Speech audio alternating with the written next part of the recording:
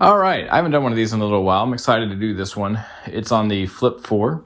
So I purchased this about a week ago. I've been wanting to do it, but just wanted to take my time, sort of understand this phone front and back, figure out the pros and cons as a blind user, and say if it's right for me or right for you. So let's dive in. So the Flip 4, for those of you who don't know, flips like your sort of old school flip phones. So a lot of people may know the Motorola Razors back in the day.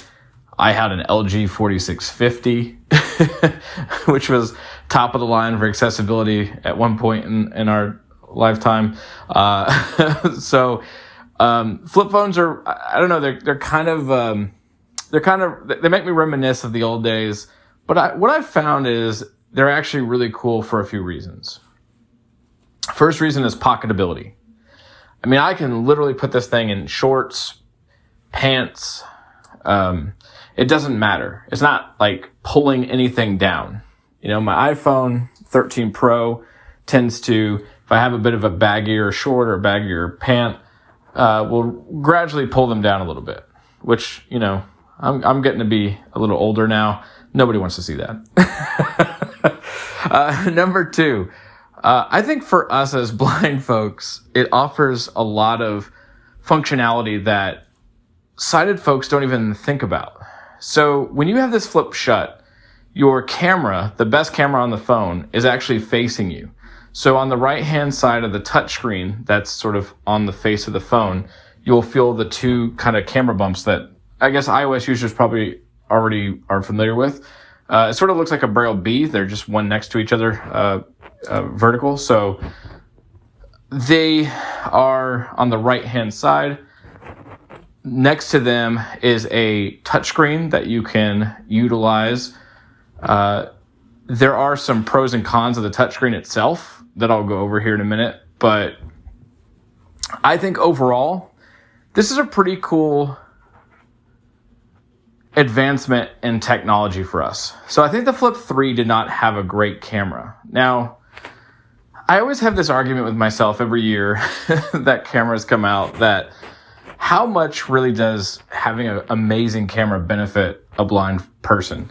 Because I feel like the technology, pretty much for any camera that's out there, is probably good enough to determine OCR capability and such. But, you know, I think every little bit of clarity can help, especially like if you're doing video.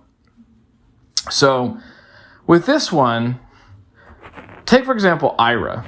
I could put Ira or Google Lookout on the cover screen and launch them without even opening the phone, and I could just turn it around in my hand and be pointing and be using those apps.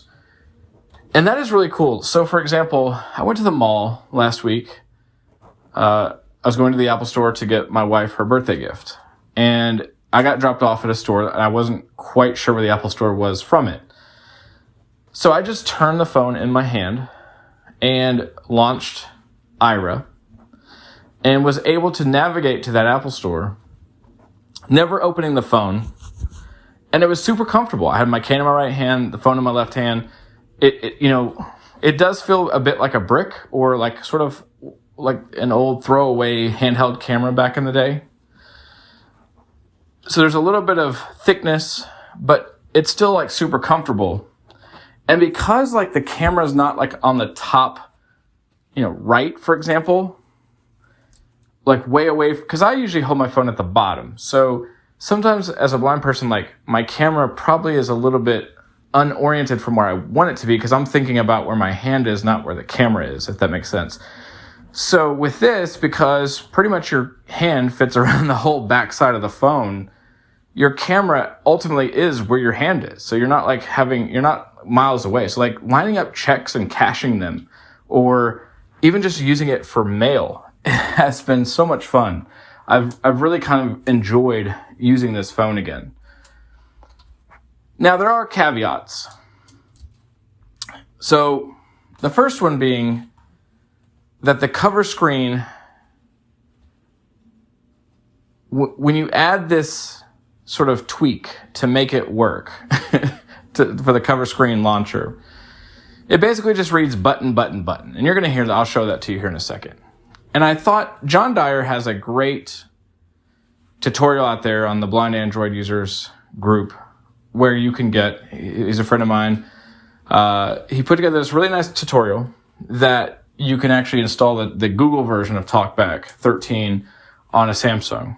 And why you might want to do this is because they actually have OCR capability on TalkBack 13 where you can literally just, any unlabeled button, it'll try to tell you what, try to OCR it and tell you what it is.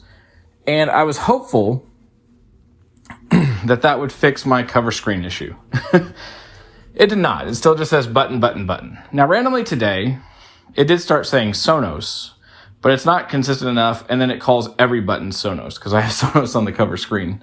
So it was sort of disappointing from that regard. I was hoping that it would be better than what it is. But I don't think we're going to see much of a change until Google makes a foldable phone and has to program TalkBack for that. I mean, I don't know. That's one of the disconnects, I think, of Android is that they're not caring about some of these things that are sort of pushing, these innovative things that are pushing boundaries.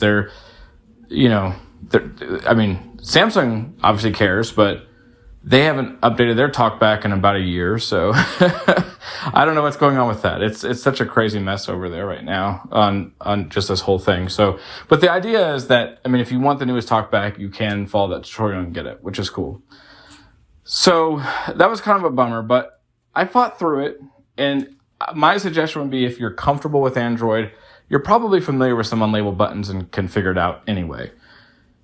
I would also recommend you get 5 apps that you can install on this cover launcher. I would do all 5 at one time. That way you're not having to go back and mess with it. That was a mistake I made. I kept sort of wanting to tweak it. I learned how it actually works, but because it's so much button, button, button, I honestly would teach you guys, but I just don't think it's worth it. It's going to be so confusing, and how are you going to know? I just sort of know by the feel of it now. And by counting, I could probably do a tutorial, but I don't think it's worth it. So I would just do all 5 at one time. That'd be my advice.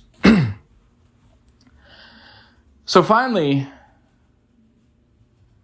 what is this cover screen like? So basically, you can get 2 fingers comfortably on it. So you can't really do angle gestures. And so going back to what I said earlier with TalkBack somewhat being inconsistent, I've sort of learned that if you have the device with the USB pointing down and you're sort of looking at the cover screen itself, that to me would be obviously, because if you open it up, it's in portrait. I believe, and I could be wrong, orientation on the cover screen is a little hard knowing as a TalkBack, but I think how it sees it is it actually is in landscape. So when you're holding the phone, on the right-hand side, typically is where you're going to feel like your navigation buttons. But it could just be that the screen is so out of sorts that there isn't necessarily a portrait or landscape. It never tells you as I turn it. So it's kind of hard to know. But once you start playing with apps, you're going to kind of be familiar with layout. And typically, when I say it, I'll tell you how these gestures work. So, and when I talk about doing these gestures, typically I'm going what I would call left and right, not up and down. So you're going to hold your phone with the USB pointing down and the cover screen facing you. That's the orientation I'm going in, and I'll kind of describe my motions here. So let's kind of take a look at this, because I do think this is pretty cool. So I'm going to double tap with 2 fingers, or I'm going to double tap with 1 finger. 6:10 p.m. And we're going to wake it up. I'm going to slide over with 2 fingers going right to left. Weather. Pocket casts. Full show. He's unconscious. So a widget Louisville. Page 4. is basically a quick glimpse into something. So I'm going to go back to. Forward 30 seconds. Button. So we have music here. So I could touch in the middle of the screen. Full show. He's unconscious. 3 exclamation mark. The Kyle and Jackie O show. Forward 30 seconds. Button. Play. Button. I get the play button there. Double tap. You'll have to remove yourself. Forward 30 It's seconds. only a Button. religious Pause. thing. And then I can double tap again and play pause to pause it. There's also rewind and fast forward there, which is really awesome. So you can also scroll with one finger. If you go left, right quickly. Weather. 5:30 p.m. Timer. No more timers.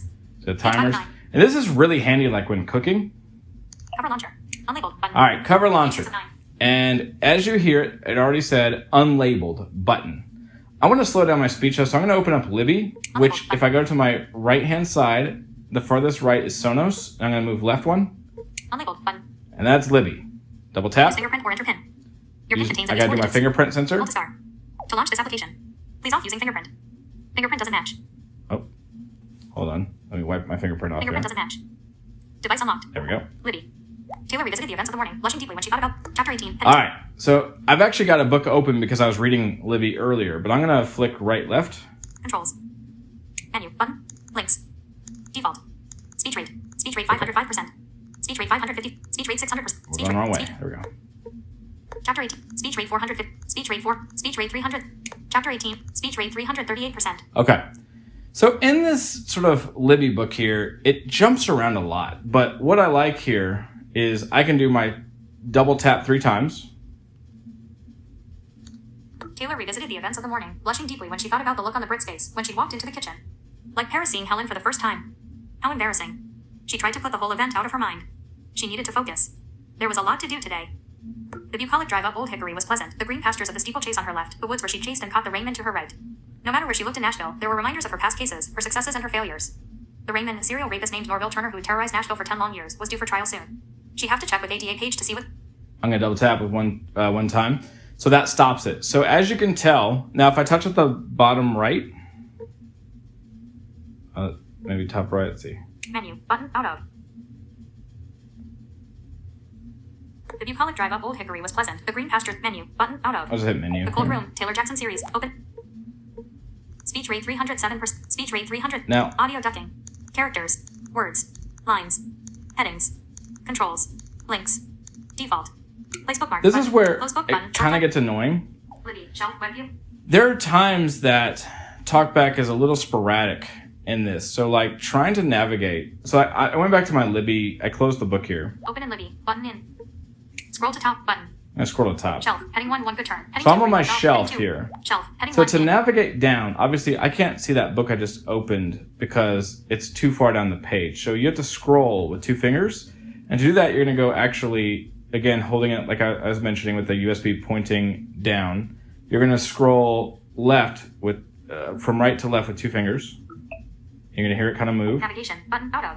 Multi-page view. Out of. Tags 1. Multi-page view. So it's still not, I'm not there yet. So I'm going to do it again. 4 people are waiting. Button in. So this is my audiobook. I'm going to scroll again.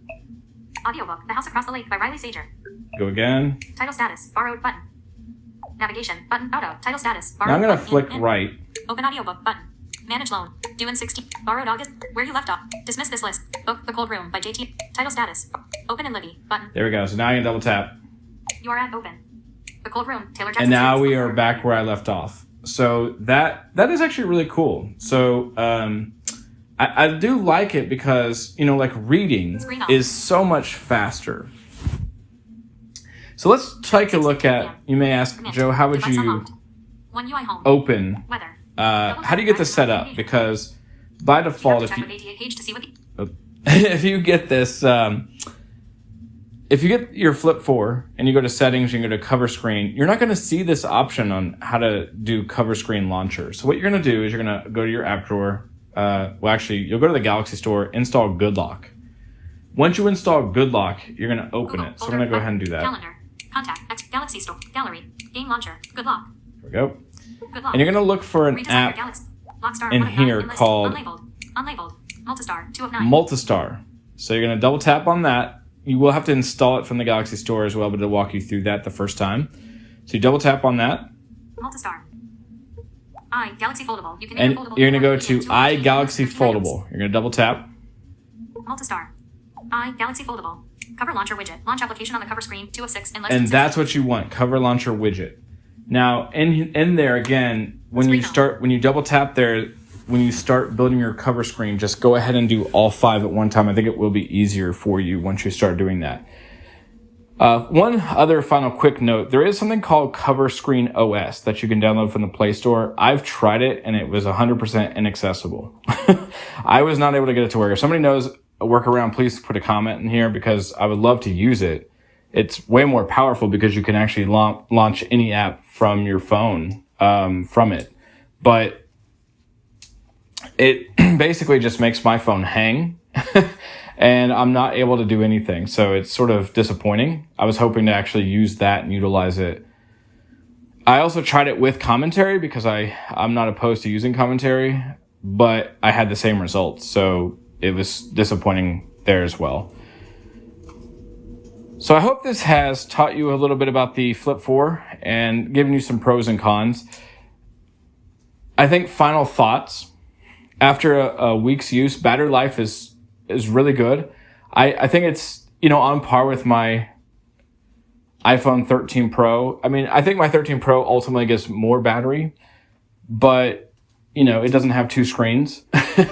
And also, in my opinion, Android typically is worse on battery anyway, but it gets me through the day on, I would say, heavy use. And honestly, if I charge it, like say it's 7 o'clock at night, and I want to just go ahead and charge it, it charges up so fast because it does have a smaller battery that within an hour, I'm topped up and ready to go again. So I actually do like it for that. It's so fast. The processor, this new 8th gen processor is amazing. They've really done a good job with it. And I think overall, this is a really solid phone. I love the compactness of it. I just think the cons are still just some of the limitations of TalkBack. It's not really optimized for the lock screen like I think it could be. But I don't think we're going to see any improvements there until Google decides to do a foldable. So that's just my take. It's been. I actually am going to probably use it as my main phone for a time being. It's fun to use. There's a nostalgia to it, but also there's just it kind of makes using the cell phone fun again. I don't know. I feel like people get like this, but I've kind of gotten bored with my iPhone. Like I know, they always, I'm not poking fun here, but they just feel the same year after year after year. I mean, we're going to get door detection this year on iOS, but I mean, if I buy the iPhone 14, it's going to feel just like my 13. So this, I think, sort of rejuvenates that sort of feel of like, oh my gosh, this is what like having a new phone is fun, I'm a little nervous about the, moving parts, the hinge, the screen protector that could come off on the inside. But, I want to put it through its paces. And me having a secondary phone, I'm not as scared about having to send it away to Samsung for a few days. So, all in all, I think the Flip is a really great phone. In comparison to my Fold 3 from last year, I like the Flip form factor way better. The Fold is like super chunky, and it's a bigger phone. I mean, it's still got the 6 point. I'm probably gonna get the screen size wrong, but it's over a 6-inch screen on the front. So I mean, it's still taking up a pretty big space in your pocket, regardless. Where this, flipped down, is definitely not taking up that same space in your pocket. So I love the form factor. I think of the Flip better. And me as a totally blind person, I'm not getting a lot of. I mean, other than I would say scrolling, there's less. It's sort of like a braille display. Like think about if you get the Fold and you unfold it, you could scroll less. So it's like a 40 cell braille display. If you're using the Flip, it's kind of like a 20 cell braille display. You're going to have to do some more scrolling. But for me, it's okay. If I'm at home and I really want to not scroll, I can get a tablet out or whatever. So I think portability trumps everything here on a phone, in my opinion. So the Flip 4 is a winner. So I hope this helps. If you have any questions, please leave any comments in the comment section, and I will answer as quickly as I can.